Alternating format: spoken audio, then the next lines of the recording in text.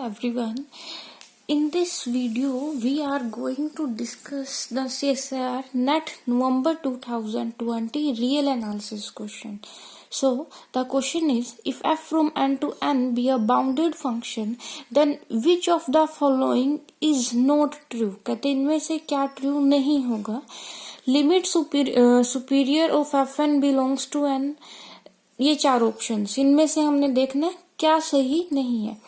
तो एक ये क्वेश्चन शुरू करने से पहले मैं आपको सीक्वेंस की डेफिनेशन बताऊंगी. सीक्वेंस क्या होती है? Sequence is a function from the set of real sequence, from the set of natural number to the set of real numbers. ठीक है, सीक्वेंस क्या होती है? कोई भी सीक्वेंस एक फंक्शन होती है from the set of natural number to the set of real number, and we represent the term और अ सीक्वेंस एज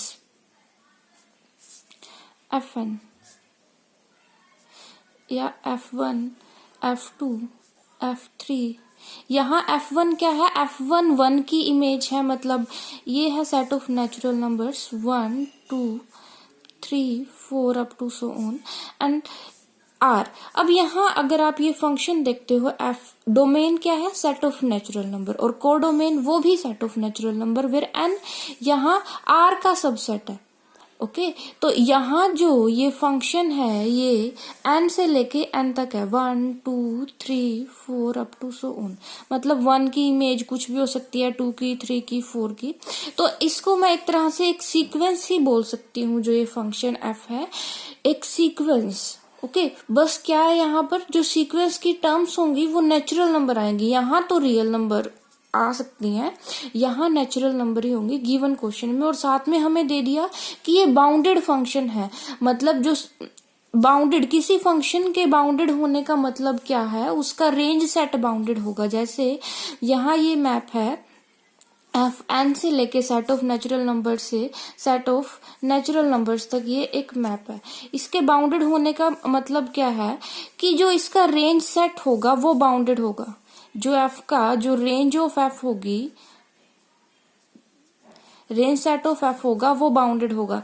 तो मैं मान लेती हूँ, देखो ये तो n तो कोडोमेन है, मान लो b जो है, b contained in the set of natural number, वो f का रेंज सेट है. ओके, तो ये बाउंडेड होने का मतलब क्या है? कि ये एक फाइनाइट सेट, नेचुरल नंबर का बाउंडेड सेट मतलब एक फाइनाइट सेट ही होगा. इस टाइप से होगा, उसमें कुछ ऐसे एलिमेंट हो सकते हैं, मान लो 10, 11, 12, 15, ये 4 एलिमेंट हो गई मान लो रेंज के अंदर. इसी का एक सबसेट है ये सेट ऑफ नेचुरल नंबर्स का. ठीक है, कोडोमेन का. तो जो सीक्वेंस होगी वो क्या होगी? इस टाइप से हो सकती है सीक्वेंस. मतलब जो फंक्शन f है वो n से n तक हमें दे दिया, और साथ में हमें बोल दिया कि वो बाउंडेड भी है. एक तरह से मैं बोल रही हूँ कि वो एक सीक्वेंस है plus bounded. Okay, sequence plus bounded. तो किस टाइप से टर्म हो सकती हैं? जैसे 10, 11, मैंने रेंज सेट में ये 4 टर्म्स कंसीडर किए हैं. रेंज सेट नेचुरल नंबर का कोई भी सबसेट जो बाउंडेड होगा, क्योंकि रेंज सेट किसका सबसेट होगा? n का. और बाउंडेड सबसेट, बाउंडेड होने का मतलब एक finite subset set of natural number का. और वो क्या है? वो एक सीक्वेंस है. मतलब 1 की इमेज क्या आ सकती है? इनमें से कुछ आ सकती है, 10 हो सकती है, 11, 12. 2 की भी सेम ऐसे ही, 3 की 11 हो सकती है, 12 हो सकती है, 15 हो सकती है. तो ये टर्म्स क्या होंगी? सीक्वेंस के अंदर रिपीट करेंगी. इनमें से कम एक टर्म ऐसी आएगी जो रिपीट करेंगी. आप शायद समझ रहे हैं मेरी बात को. मैं क्या कहना चाह रही हूँ कि एक टर्म रिपीट करेगी. तो जो इस सीक्वेंस के अंदर क्या होता है, अगर सीक्वेंस बाउंडेड हो तो उसका एक कम से कम एटलीस्ट 1 लिमिट पॉइंट होता है. बोल्जानोव-विर्ट्ज प्रॉपर्टी, एटलीस्ट 1 लिमिट पॉइंट. ठीक है, और लिमिट सुप्रीमम, क्योंकि ये जो सेट है ये Fn ही है है ना, 1 की इमेज, 2 की इमेज, 3 की इमेज, 4 की, मैं एक एग्जांपल लेके चल रही हूँ यहाँ पर 4 की इमेज। तो मैं यहाँ बोल रही हूँ कि यहाँ 12 जो है वो इनफाइनाइटली मैनी टाइम रिपीट हो रहा है इस सीक्वेंस के अंदर। सपोज 13 भी हो सकता है, 15 भी हो सकता है, मतलब एक टर्म तो रेंज सेट की ऐसी होगी जो इनफाइनाइटली मैनी टाइम रिपीट होगी, तो वो क्या हो गई, लिमिट पॉइंट। तो इस सीक्वेंस का 12 लिमिट पॉइंट है।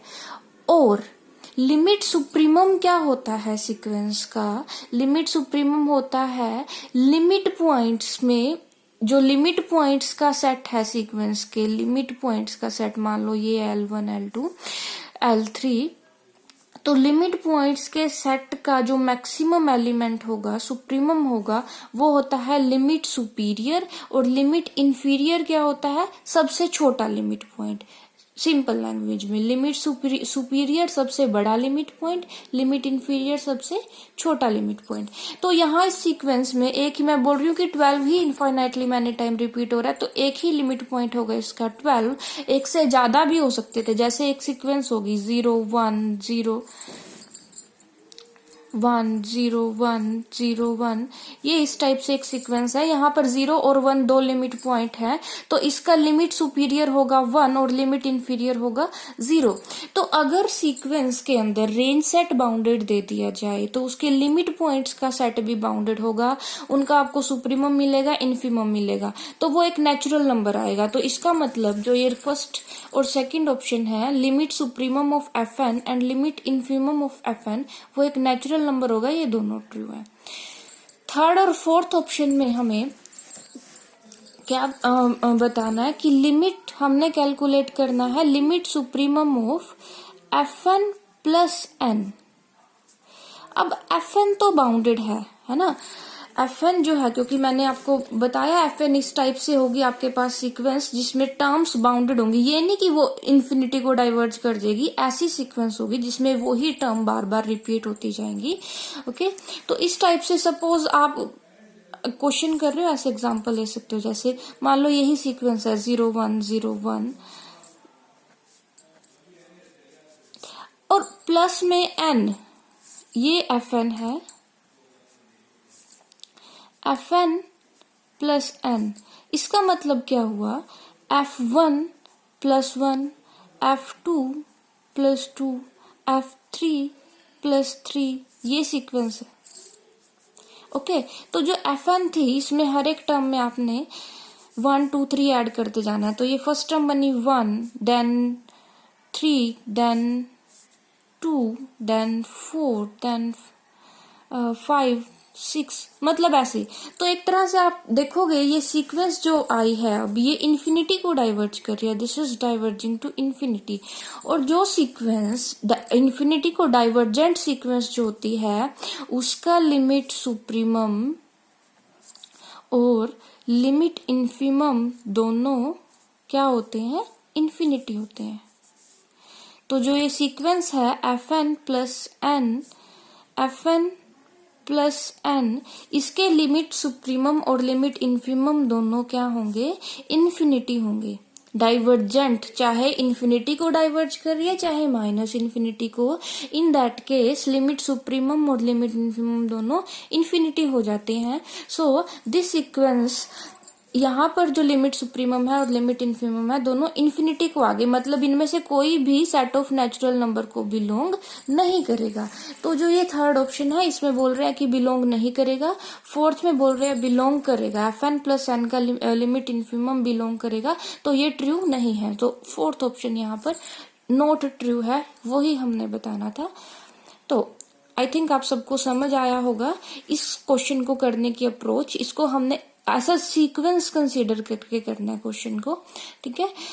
अगर आपको मेरा वीडियो अच्छा लगा हो, समझ आया हो, तो please share the video and like it and subscribe my channel. और अगर आप CSIR नेट एग्जाम की प्रिपरेशन में इंटरेस्टेड हो तो डिस्क्रिप्शन बॉक्स में जो नंबर दिया हुआ है उस पर कॉन्टेक्ट करें। Thank you.